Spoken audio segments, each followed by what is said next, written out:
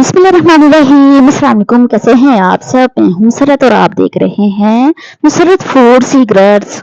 आज हम बनाएंगे बहुत ही स्पेशल, बड़ी ही कमाल की और आसानी से बनने वाली बीफ कोयला कढ़ाई। ये जो कढ़ाई आज हम बनाने वाले हैं ना, जायके में इतनी को गजब की है ना कि यकीन करे खाते हुए आप अपनी उंगलियां तक चाट जाएंगे इंशाल्लाह ताला। किसी भी पार्टी दावत के लिए परफेक्ट रेसिपी है, तो रेसिपी अच्छी लगे लाइक और चैनल को सब्सक्राइब भी कर दीजिएगा। तो चलिए फिर शानदार सी रेसिपी बनाना स्टार्ट कर लेते हैं। बिस्मिल्लाहिर्रहमानिर्रहीम। तो कढ़ाई बनाने के लिए जो सबसे पहले स्टेप करेंगे वो है गोश्त को गलाने का। तो सबसे पहले प्रेशर के अंदर बीफ डालेंगे, जो कि मैंने 500 ग्राम के बराबर लिया है। साथ के साथ ही इसमें 1 टीस्पून भरकर अदरक लहसुन का पेस्ट शामिल करेंगे। इसके अलावा हाफ टी स्पून नमक डालेंगे। नमक जो है इतना काफी होगा, बाकी नमक हम आगे चलकर डालेंगे। नमक डालने से ये होगा कि गोश्त जब गलेगा ना तो अंदर तक ये सोल्टी बनेगा इंशाल्लाह ताला। अब गोश्त को गलाने के लिए इसमें हम 1.5 से 2 गिलास पानी डालेंगे। उसके बाद ढक्कन लगाकर विजिल आने के बाद तकरीबन 10 से 12 मिनट के लिए प्रेशर को चलने देंगे। टोटल 12 मिनट के बाद इसका ढक्कन उठाएंगे तो माशाल्लाह से जरा चेक करें, गोश्त जो है वो ऑलमोस्ट डन हो चुका है। चलिए इसे भी साइड पर कर लेते हैं। अब यहाँ पर एक लोहे की कढ़ाई ले लेंगे। अगर आपके पास लोहे की कढ़ाई नहीं है तो फिर आप नॉन स्टिक कढ़ाई भी ले सकती हैं। 1/3 कप के बराबर इसमें ऑयल डालेंगे और साथ के साथ ही 2 मीडियम साइज के रफली से कटे हुए प्याज शामिल कर लेंगे। अब प्याज को तब तक भूनते जाएंगे जब तक इसका लाइट गोल्डन सा कलर नहीं आ जाता। बहुत ही सिंपल से मसालों का इस्तेमाल करते हुए ये रेसिपी इतनी को कमाल की बनती है ना कि यकीन करे, अगर आपके घर पर कोई दावत वगैरह है ना, तो जब आप ये बनाकर मेहमानों को सर्व करेंगी तो एक दफा आपसे पूछेंगे जरूर कि आपने ये रेसिपी कैसे बनाई।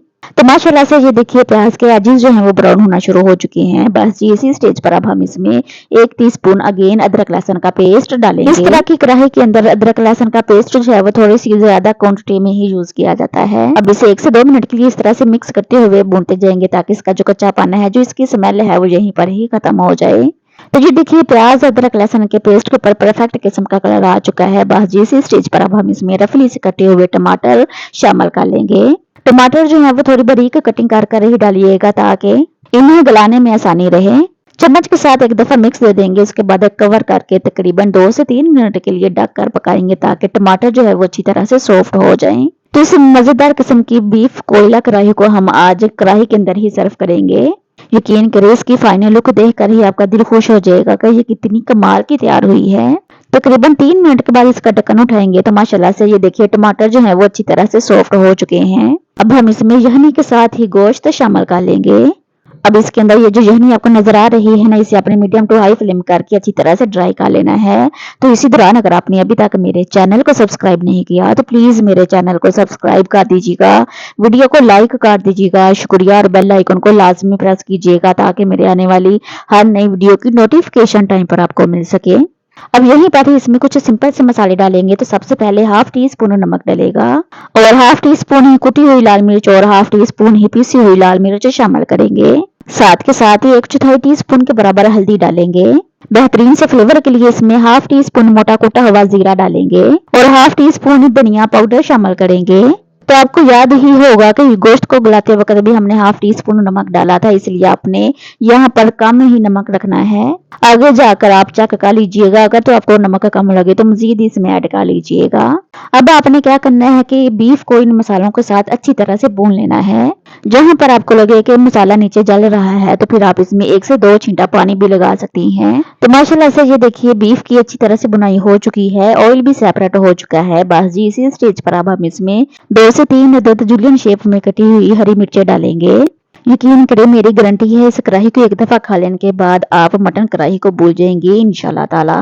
तो बहुत ही कम मसालों का इस्तेमाल करते हुए अगर आप बेहतरीन सी परफेक्ट किस्म की कढ़ाई बनाना चाह रही हैं ना, तो ये फिर एक बेस्ट ऑप्शन है।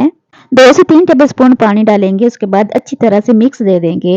कढ़ाई तो ऑलमोस्ट हमारे रेडी हो चुकी है। अब फाइनल टच दे देते हैं। तो उसके लिए क्या करेंगे कि कढ़ाई के अंदर एक छोटी सी कटोरी रखेंगे। अगर आपके पास ये कटोरी नहीं है तो फिर आप फॉइल पेपर का भी इस्तेमाल कर सकती हैं। इसके अंदर एक गरम किया हुआ कोयला रखेंगे। उसके बाद 1 से 2 कतरे ऑयल के डालेंगे और फौरन ढक्कन लगाकर तकरीबन 2 मिनट के लिए इसे कवर कर ऐसे ही छोड़ देंगे। याद रहे फ्लेम अभी मैंने ऑफ नहीं किया, इसके नीचे भी मीडियम टू लो फ्लेम मैंने रखा हुआ है। बस जी 2 मिनट के बाद इसका ढक्कन उठा देंगे और माशाल्लाह से जरा चेक करें, कढ़ाई हमारी एकदम तैयार हो चुकी है। होटलों के अंदर ज्यादातर कढ़ाई के अंदर ही बीफ कढ़ाई या फिर मटन कढ़ाई को सर्व किया जाता है, तो आज हम एज इट इज ही इसे सर्व करेंगे। सर्विंग से पहले इसके ऊपर थोड़ा सा बारीक जुलियन शेप में कटा हुआ अदरक डालेंगे। चलेंगे अब इसकी फाइनल लुक चेक कर लेते हैं। बिस्मिल्लाहिर्रहमानिर्रहीम। तो अल्हम्दुलिल्लाह अल्हम्दुलिल्लाह, देखिए कितनी शानदार, कितनी मजे की, बहुत ही डिलीशियस, बड़ी ही टेम्पटिंग बीफ कोयला कढ़ाई तैयार हो चुकी है अल्हम्दुलिल्लाह।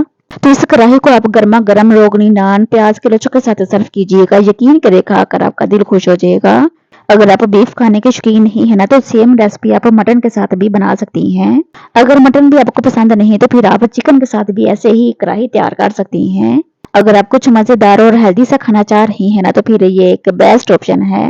एक दफा तो लाजमी ट्राई कीजिएगा। उम्मीद है आपको आज की ये रेसिपी पसंद आएगी। तो प्लीज इस वीडियो को अपने दोस्तों के साथ, अपनी फैमिली मेंबर के साथ ज्यादा से ज्यादा शेयर कीजिएगा। शुक्रिया। अल्लाह ताला आप सब पर अपना करम फरमाए, फजल फरमाए। अल्लाह ताला आप सबको अपनी रहमतों के साए में रखे। इसी के साथ मुझे इजाजत दीजिए। अपना बहुत ज्यादा ख्याल रखिएगा, दुआ में याद रखिएगा। अल्लाह हाफिज।